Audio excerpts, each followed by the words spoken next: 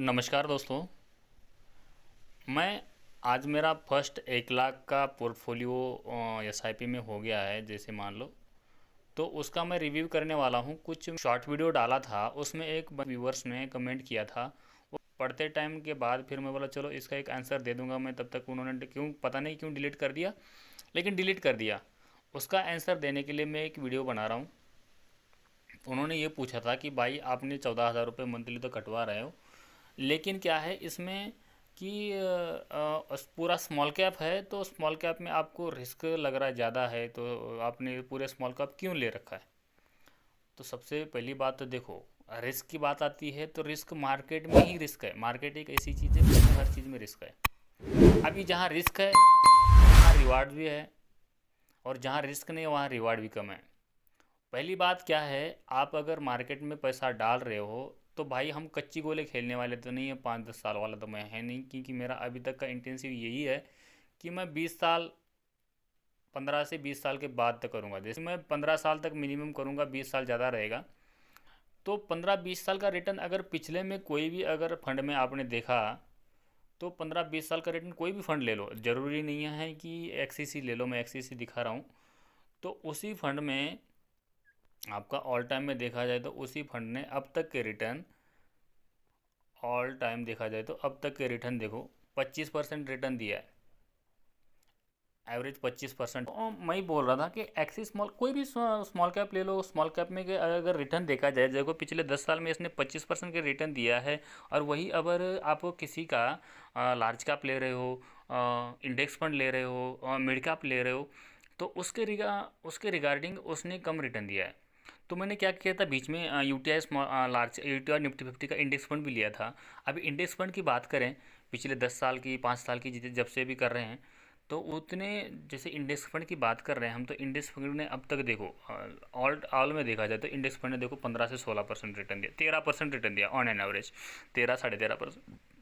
और उसके आपको स्मॉल कैप में देखा तो वो 26% रिटर्न दे रहे। तो मैं ये बोल रहा था कि भाई ये 10 साल की बात कर रहा हूँ मैं, हम तो 20 साल रख रहे हैं।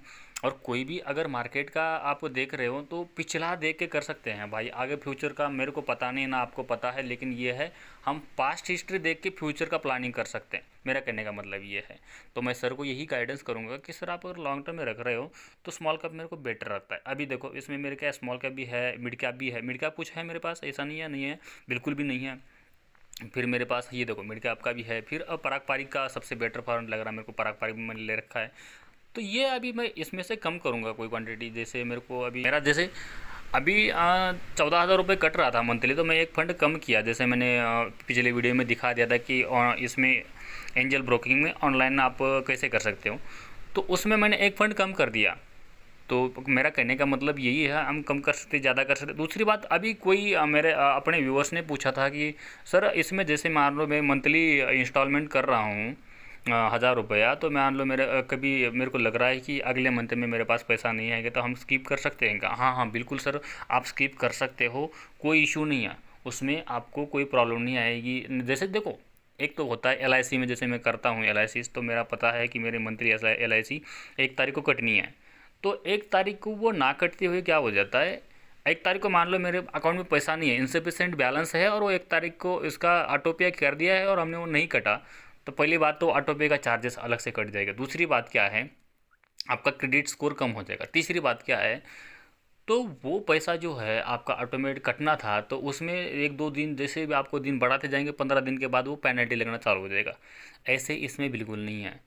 आपको पहला पता चल जाएगा कि मेरा इतना पैसा आ सकता है, नहीं आ सकता, उस हिसाब से आप कर सकते हो। कभी भी स्किप कर सकते हो, कभी भी स्टार्ट कर सकते हो, कभी भी लमसम में पैसा डाल सकते हो।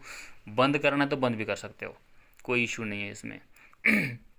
और सबसे बढ़िया बात क्या है, देखो 13,000 मंथली में डाल रहा हूँ। मेरा पिछले महीना, जैसे मेरा कल परसों 1 तारीख को मेरा पैसा कटा, देखो प्रोग्रेस में ही 14 ये पूरे मैंने मंथली मेरा कट गया, पैसा पेमेंट कट गया है, प्रोग्रेस में दिखा रहा है। वो 2 से 3 वर्किंग डेज में आपका वो शो कर लेगा। तो मेरा फर्स्ट 1 लाख हो जाएगा।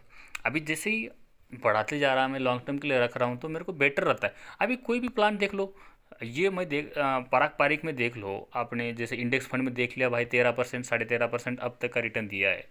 तो वही आप अगर पराग पारिक में देख रहे हो, है ना, फ्लैक्सी कैप में देख रहे हो, तो फ्लेक्सी कैप में भी बढ़िया रिटर्न अब तक दिया है, बढ़िया रिटर्न मैं इसलिए ले रखा है फ्लेक्सी कैप में, पराग पारिक का। तो उसने बढ़िया रिटर्न दिया है। मिड कैप ने कोई मिड कैप ने बढ़िया दिया है, स्मॉल कैप से भी बढ़िया मिड कैप ने भी दिया है, ऐसी बात नहीं है।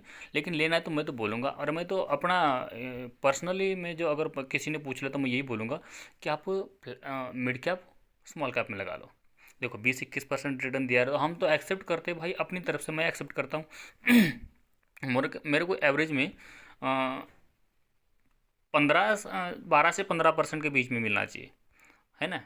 तो यही है, अपना कम पैसा लगाओ, अच्छे स्टॉक में लगाओ। आप देखो पेमेंट किसका कितना है, किसका कितना है, किसका इनकम कितना, उसके ऊपर डिपेंड है। आप कितना रिस्क ले सकते हो उतना पैसा लगाओ। ये नहीं कि आपको पेमेंट ही 15,000 रुपये और 15 के 15 आप इसमें लगा रहे हो, वो नहीं है। आप रिस्क लेना भी, उसके ऊपर आपका रिस्क कितना है उसके ऊपर आप लगा सकते हो पैसा। देखो कोई भी आपका अगर क्वेश्चन है तो आप मेरे को क्वेश्चन कमेंट थ्रू पूछ सकते हो, मैं अगली बार उस क्वेश्चन का आंसर वीडियो बना के या तो उसी टाइम उसी दे दूंगा, नहीं है तो उसमें ऊपर एक स्पेशल वीडियो बना दूंगा, उसका आंसर दे दूंगा।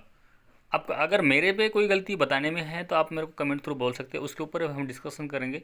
मेरा कहने का मतलब यही है, साथ में सीखेंगे, साथ में ग्रो करेंगे, बस यही है। अच्छे स्टॉक में पैसा लगाओ, अच्छे एसआईपी में पैसा लगाओ, लॉन्ग टर्म के रखो, कोई हेडेक नहीं है, कोई देखने की ज़रूरत नहीं, डेली पूछने की किसी को ज़रूरत है ही नहीं है। बस आज के लिए इतना ही, मिलते हैं किसी नेक्स्ट टॉपिक के साथ, तब तक के लिए जय हिंद।